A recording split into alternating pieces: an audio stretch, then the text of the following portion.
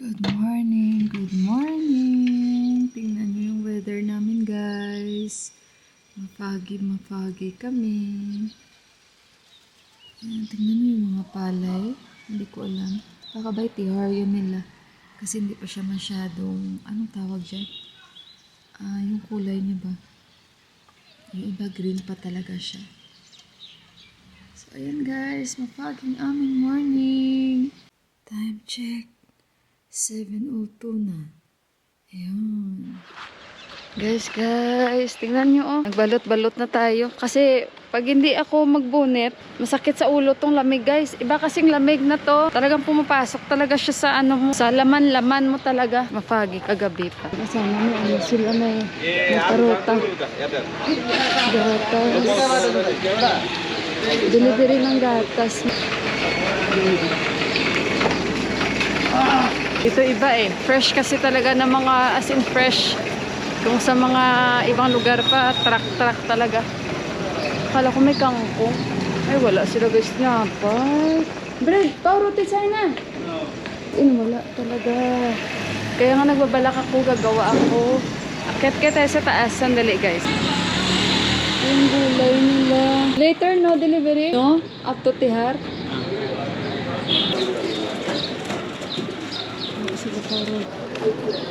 So ayun guys, nagbalik na ako. Wala silang mga tinapay. Ano ba yan? Bili tayo mamaya. Sabihan ko si Yun. Samahan niya ako. May sag si Didi oh. Morning, Chiso. Morning. Sabi ko, ano malamig. Ganda sana yung sag ni Didi. Fresh oh. Maganda yung sag niya. Fresh na fresh. Yung sag niya is mula sag.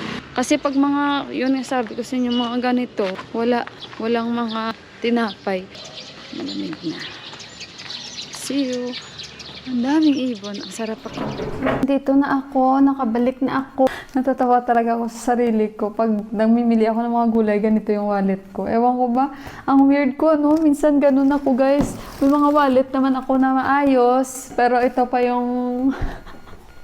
lagayan ko minsan ng mga kung ano-ano sa gadgets ko. Ito yung mas gusto ko dalhin. Tapos, ayan. Lumabas ako, bumalik ako. Ay, para bumili. Dahil, tamang-tama, doon pagpunta natin, may tinapay na delivery. Kasi nga, sabi ko, nagpaalam ako sa mga kasama ko na sabi ko bibili na ako ng cheese sa taas kasi nga sinabihan ako ni Kuya, di ba? Na ipakita ko sa inyo na doon sa binila namin auntie, may mga cheese. Hindi ko pala alam, yan ang ibig sabihin ni Kuya. So, hindi na ako umakyat doon. Ito, napabili na ako ng 2 tinapay kasi nga balak ko kanina na gagawa ako ng tinapay. Pero, ayan, may delivery na today. So, bumili ako 2. At saka, bumili ako ng itlog. Ayan, isang tray. Nung last 420, ngayon 480 na. Tapos, bumili ako ng pungkan. Kasi nga favorite ni Yuhan, di ba? So, bumili ako. Tikman natin ito mamaya kung matamis ito. Kasi sabi niya, sa India daw ito galing. Ito, nabili ko 120 exhibis. 1 kilo. So, bumili ako. And then, akala nyo anong laman ng bag ko? And bumili ako ng mushroom. Kasi hindi ko pa alam. Sabi ko, ano na naman yung lulutuin ko? Pabalik-balik. Alangan, magmanok na naman kami kahapon. Nagmanok kami. Tapos ngayon, sabi ko, cauliflower lang lahat nakikita ko at saka sag. Tapos kalabasa. Tapos yung mga opo, patula. Tapos hindi ko naman type yung ibang gulay. Hindi ko rin type yung cauliflower. Kaya itong nakita ko. Yung mushroom, button mushroom. Ayan, ito yung nakita ko. So, since masarap naman yan, at bumili ako ng 4 na bawang. At saka, bumili ako ng garbage bag. Ayan. Ito, 280. 10 pieces na garbage bag. Ito, 30 pieces. Ayan, basta dalawa yan sila, 300. Sinampulan pa ako ni Kuya kasi nga maliit ito. Sa taas ito na basura. At saka sa toilet. Bumili ako. And ngayon darating ang basura for sure yan kasi wala sila kahapon. So medyo marami akong basura kaya kailangan kong bumili ng garbage bag kasi wala na ako. Alam nyo guys, naglalaba ako. Yung first batch ko na isampay ko. Unang-una, ligpitin ko muna yung mga basura. And then ibaba ko. Kasi baka biglaan na lang magwisol-wisol sila at magpanik tayo. So ito guys, Lulutuin ko ito with patata. And then, magdadal ako. Ayan. Tsaka, yan. Yan ang lulutuin ko ngayon. Mag-mushroom ako. Tsaka si Juan, anuhin ko muna ha. Bigyan ko muna yung bata ng breakfast. So guys, lutuin natin tong mushroom. Favorite ko ni Deepak. Yung button mushroom to. Masarap din ito. Gasama natin ito. I-mix ko ito sa patatas. Iwain lang natin ito guys. Pasensya na kayo sa ingay. Nagluluto ako na dal. Ito tsaka dal. I-mix ko lang yun sa patatas. Okay. Hindi ako nakabili ng coriander. Okay lang yan. Alam niyo ba, parang lobat na ako. Naglalaba ako, nagsasampay, nagluluto. Imagine nyo, nanindahan pa ako.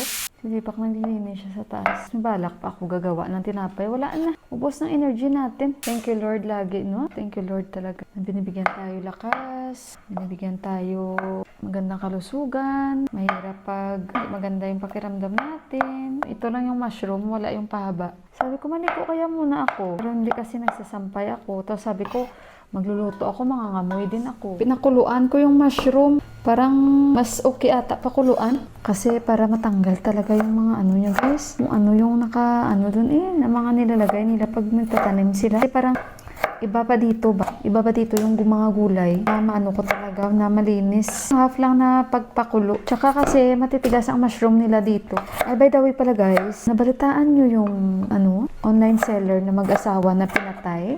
Grabe guys sa atin, no? Grabe talaga. Tapos ang mastermind pa is kaibigan pa nila. Grabe. Money is the root of all evil talaga guys. Walang takot sa Diyos guys. Iba na ang mundo ngayon.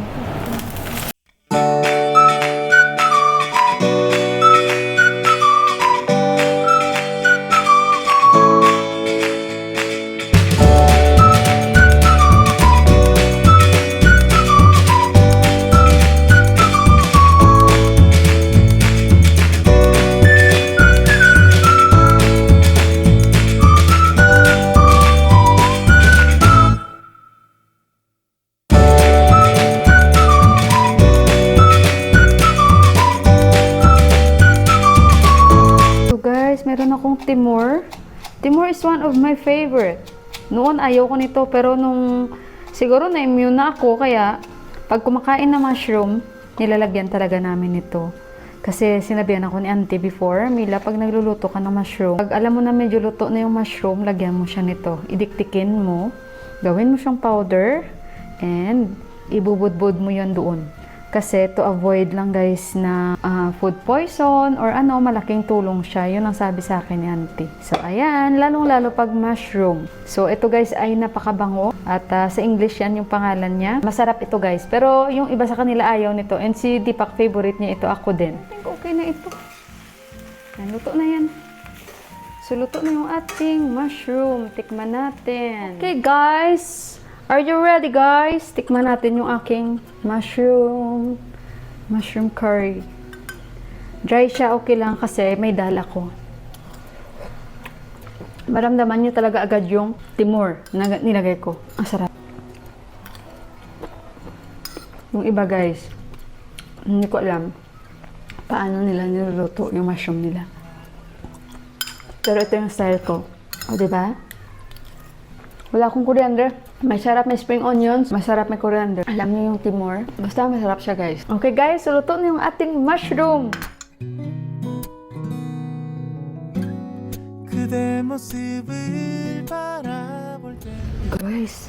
Guys, sa sobrang sipag ko, tingnan mo guys, tapos na ako magluto doon.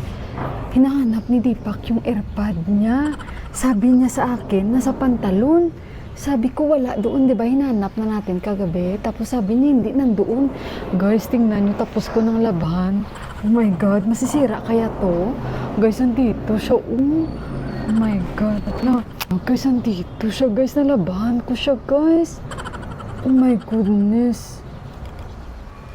Hala, guys, nalabahan ko yung AirPod ni Deepak. Nakailaw pa rin siya. Hala, guys. Hindi ko talaga sadya ba guys?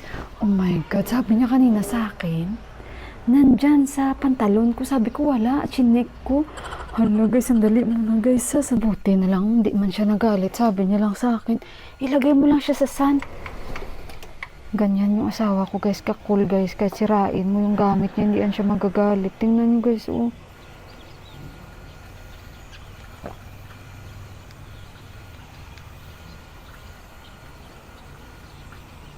Guys, sabi ko pagod pa naman ako na nanindahan ako. Tapos nagluto ako. Tapos bago ako manindahan, nakapagsampay na ako ng mga labahin ko. Tapos ito na yung pinakalas. Tapos mga medyas na lang yung pending at mga ibang bedsheets. So, ang oras dito, tingnan nyo guys, oh, 12:44 na. After nito, mag-i-edit pa ako. Isasampay ko na last. Siyuhan to ang pinapaakyat ko. Kainin muna natin to ang pungukan. Hindi naman gutom ang aking mga kasama kasi kumain kami breakfast. Ayan, guys, mga alaman ko. Hayaan ko muna. Ano tawag? Kay Deepak yan. Tikman muna natin ang pungkan kung matamis itong binili ko. Magpahingay na muna ako guys. Feeling ko dry na yung una kong sinampay. Ang papa ko pala kahapon.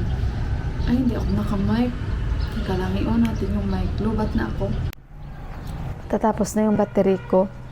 Naririnig nyo na ako. Nagsasalita ako, hindi nyo ako naririnig. Yung papa ko sabi niya sa akin kahapon. Sabi niya, Day, mag-a-attend ako ng novena. Kasi kahapon, I think Wednesday, di ba? Sabi niya, punta ako sa simbahan. Tapos, baka malapit lang doon kung saan siya nakatira. Tapos sabi niya, ganito na lang yung gagawin ko dahil kasi matanda na ako. Lagi na lang ako magbibigay oras sa simbahan. Pupunta ako. Sabi ko pa, kung calling mo talaga na magserbisyo sa kanya sa ganyang edad mo na ngayon, sabi ko, edi mas maganda yung ganun pa. Sabi niya, ibuhos ko na lang yung oras ko dahil lagi ako sasama sa mga novena, sabi niya ganun. At yun, sa simbahan, sabi niya kasi matanda na ako. There are times na nag-emote talaga yung papa ko sa amin minsan. Minsan lang naman. Pero kahit 72 na si papa, malaking tao pa rin si papa ba. Maano pa rin siya. Malakas. Nakakatulong talaga yung pagiging mekaniko niya na sobrang active siya before. Yan. Kahit hanggang ngayon active pa rin siya. Minsan sasabihin niya, dahil pumunta kami kay kumpare, ganito, inayos namin yung samurai niya, ganito, ganyan, ganyan. So, ayun, nagsasabi siya sa akin. Pero kapag ganun yung sasabihin niya, nire-remind lang siya namin na yung katawan mo hindi na yung kagaya ng dati, kaya wag kang kumpiyansa.